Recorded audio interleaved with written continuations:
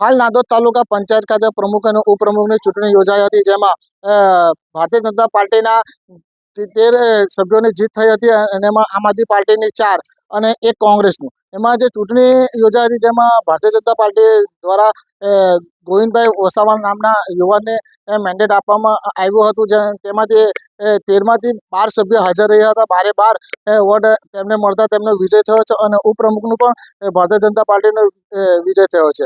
હાલમાં મહત્વની બાબત એ છે કે આ નાંદોદ તાલુકા પંચાયતમાં માત્ર એક જ કોંગ્રેસની સીટ જીતીને આવી છે. તે સભ્યોએ પણ પ્રમુખ અને ઉપપ્રમુખને તેઓ દ્વારા સપોર્ટ કરવામાં આવ્યો છે. હાલ ચર્ચાનો વિષય છે અને હાલમાં ઘણો બીજો ચર્ચાનો વિષય છે કે 13 ભારતીય જનતા પાર્ટીના સભ્યો હતા, જેમાંથી એક સભ્ય હરીશભાઈ વસાવા કરીને તે ગેરહાજર રહેતા છે. પણ હાલમાં તો નાંદોદ તાલુકા પંચાયતના પ્રમુખ તરીકે ગોવિંદભાઈ વસાવાની વિજેતા ખુશીની લાગણી જોવા મળી છે. વધુમાં શું કહે છે ગોવિંદભાઈ વસાવા, સાંભળ્યો વિડીયોના માધ્યમથી. નાંદોદ તાલુકા પંચાયતના પ્રમુખ તરીકે મારી વરણી થઈ છે, તે બદલ હું ભારતીય જનતા પાર્ટીને ખૂબ ખૂબ આભાર માનું છું. અને મારા નર્મદા જિલ્લાના સંગઠન પ્રમુખ શ્રી નીલભાઈ રાવ, તેમજ સંગઠન પ્રભારી શ્રી અર્જુનભાઈ ચૌધરી સાહેબ, તેમજ મારા સૌ કાર્યકર્તાઓને હું ખૂબ ખૂબ આભાર માનું છું.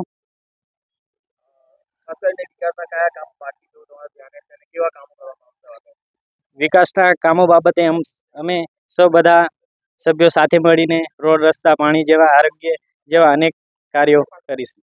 ખાસ કરીને તમે એક નાની નોકરી કરતા હતા, સામાન્ય પરિવારમાંથી આવતા સાંભળવામાં આવ્યું છે કે તમે આંબેડકર એક જેડી ડ્રાઈવર તરીકે નોકરી કરતા હતા અને હાલ નાંદોદ તાલુકા પંચાયતના પ્રમુખ બન્યા છો. શું કહેશે બાબતે, કેવું ખુશી લાગે?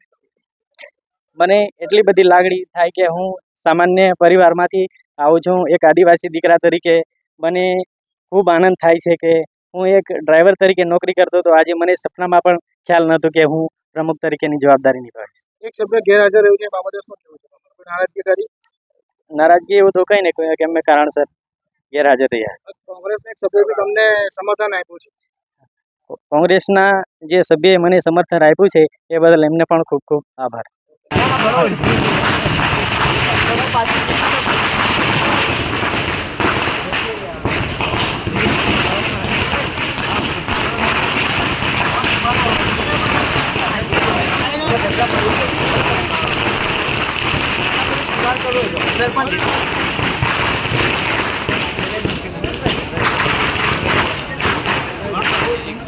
મારું નામ સુલોચનાબેન દીપકભાઈ બારોટ, આમલેથા તાલુકા પંચાયતની સીટ પરથી ઉમેદવાર.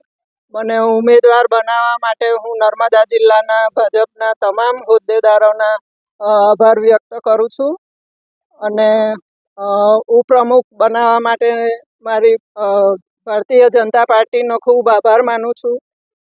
અને આમલેથા તાલુકા પંચાયતની આમલેથા ગામની સીટ ઉપરથી મને જીતાડવા માટે મારા આમલેથા, તરોપા અને સળંદરાના તમામ મતદારોનો હું ખૂબ ખૂબ આભાર માનું છું અને તેમની આશા